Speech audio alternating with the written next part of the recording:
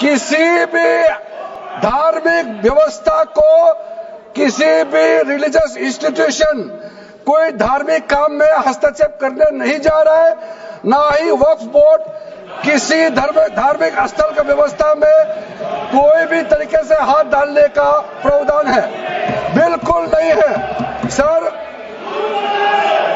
आप अगर हम कोई नमाज, सर ये क्या झूठ बोल रहे हैं?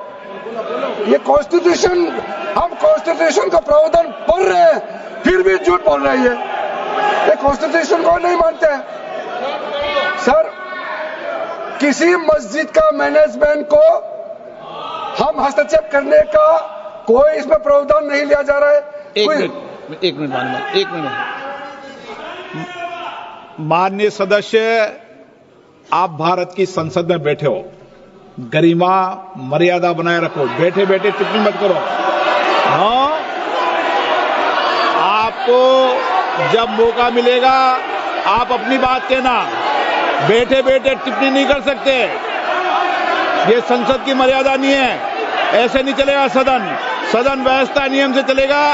किसी भी व्यक्ति को बैठे बैठे कोई भी सदस्य जो बोल रहा हो उसके बीच में टिप्पणी करने का अधिकार नहीं है। माननीय मंत्री जी।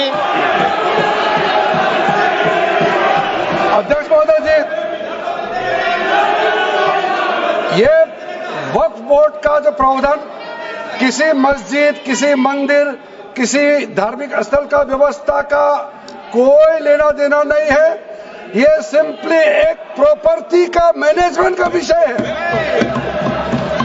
ये कोई मुसलमान अपना ज़कात देता है, फितरा देता है, उसको हम पूछने वाला कौन होते हैं?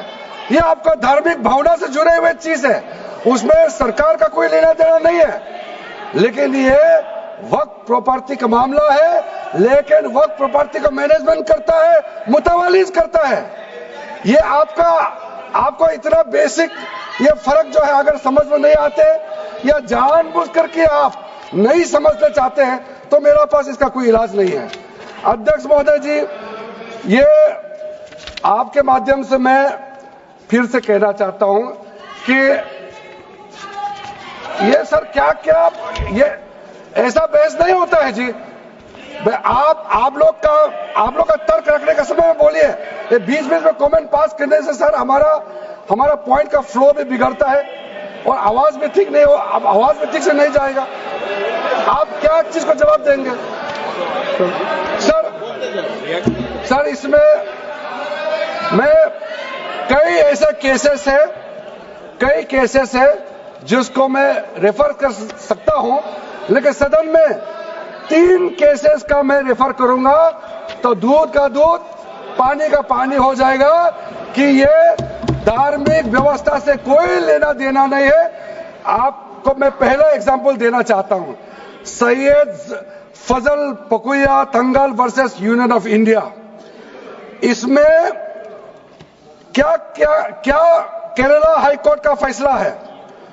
केरला हाईकोर्ट ने कहा the Waqf board is a statutory body, pure and simple, it is not a representative body of the Muslim community. यह हाईकोर्ट का ऑर्डर है। उसके बाद इलाहाबाद हाईकोर्ट का ऑर्डर भी सुन लीजिए, Hafiz Mohammad Zafar Ahmad versus UP Central Sunni Board of Waqf का जजमेंट सुन लीजिए।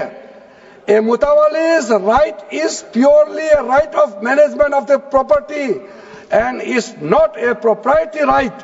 The duties of a mutawalli are purely of a secular character. His duties are not of a religious character.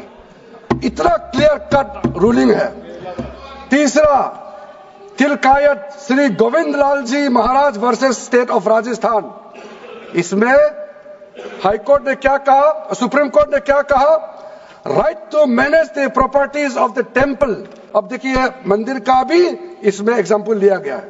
Right to manage the properties of the temple is purely a secular matter and can not be regarded as a religious practice. Properties of temple नहीं, temple का जो property है। उसी प्रकार से आप बार बार कहना कि मुसलमानों का अधिकार में गैर मुसलमान कैसे आ रहा है, ये तर्क ही नहीं बनता है। आप ये आज से ये बात बोलने के लिए आप बंद कीजिए। सर 2013 में जो काम किए गए हैं उसमें मैं एक चीज जिक्र करना चाहता हूं। इलेक्शन आने वाला था, बहुत ही कम दिन बच गए थे, इलेक्शन कोड ऑफ कॉन्डक्ट लगने ही वाला था। हम सबको मालूम है अप्रैल और मई में चुनाव हुआ था। 5 मार्च 2014 को उस समय के यूपीए सरकार ने 123 प्राइम प्रॉपर्टीज को, जो housing and urban development ministry के तहत आता है, उसको आपने दिल्ली वक्फ बोर्ड को ट्रांसफर कर दिया। क्या जरूरत था? कुछ दिन बाकी था चुनाव होने के लिए, आप इंतजार तो करते। आपने सोचा ये करके वोट मिलेंगे, लेकिन आप तो चुनाव तो हार गए, तो फायदा क्या हुआ? ऐसा काम करने से वोट नहीं मिलता है। इसलिए लोग इंटेलिजेंट है, हमारे देश के लोग समझदार है, इसलिए वोट बैंक का राजनीति के बिना हम अच्छे सोच के साथ में आज इस सदन में फिर से आए हैं। कुछ एनोमलीज है इस बिल में, तो इसको बदलना जरूरी था। मैंने एक पहले भी इसका जिक्र किया था कि आपने कहा कोई भी हिंदुस्तानी, कोई भी भारतीय वक्फ क्रिएट कर सकता है।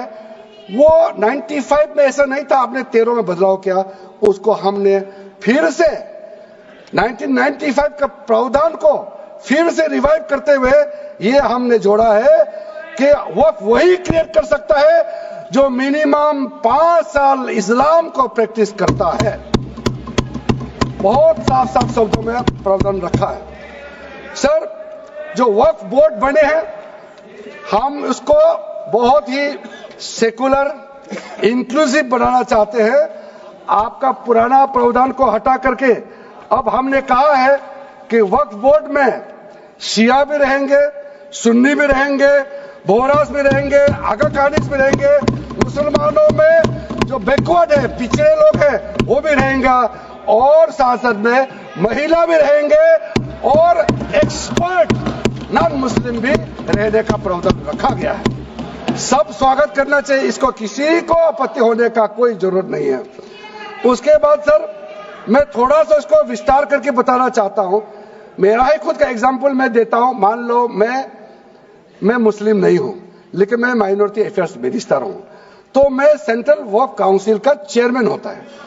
तो मेरे होने के बावजूद उसके बाद टोटल 4 नॉन मुस्लिम हो सकता है वक्फ बोर्ड, वक्फ काउंसिल में मेंबर, और उसमें मैक्सिमम 4 नॉन मुस्लिम के साथ साथ में 2 महिला कंपल्सरी है। 2 महिला होना ही चाहिए सर। उसके बाद सर, स्टेट अभी आप पूरा वक्फ बोर्ड देख लीजिए, महिला कहां है? महिला को दिन रखा ही नहीं है, वो सिर्फ बातें करते हैं। सर 22, सर मैं स्पेसिफिक बताना चाहता हूं, सेंट्रल वक्फ काउंसिल में टोटल 22 मेंबर्स में 4 नॉन मुस्लिम से ज्यादा मेंबर नहीं हो सकते हैं। एक्स ऑफिशियो का पद को मिला करके 3 मेंबर ऑफ पार्लियामेंट होगा। मेंबर ऑफ पार्लियामेंट तो किसी धर्म का हो सकता है। जब इलेक्शन करते हैं तो कोई भी धर्म का मेंबर ऑफ पार्लियामेंट या एमएलए बन सकते हैं। सर 10 मेंबर मुस्लिम कम्युनिटी से होगा, 2 फॉर्मर जजेस होंगे सुप्रीम कोर्ट और हाई कोर्ट के, 1 advocate of national eminence member रहेंगे, 4 persons of national eminence from various field. ये तो कई कमिटियों ने इसको सिफारिश किया है, और एडिशनल सेक्रेटरी या joint secretary to the government of India उसमें रहेंगे। आउट ऑफ 10 मुस्लिम मेंबर्स 2 महिला अनिवार्य है, ये हमने प्रावधान रखा है। और स्टेट बोर्ड में आउट ऑफ 11 मेंबर्स 3 से ज्यादा नॉन मुस्लिम नहीं हो सकता है। एक्स ऑफिसर को मिलाकर के 1 chairperson, 1 MP, 1 MLA, 4 members from Muslim community, 2 members with professional experience, 1 member of Bar Council and Joint Secretary to the state government dealing with work matters. Out of 4 Muslim members, 2 shall be women. ये हमने रखा है ताकि हमारे बहनों को किसी तरीके से दरकिनार नहीं कर सके।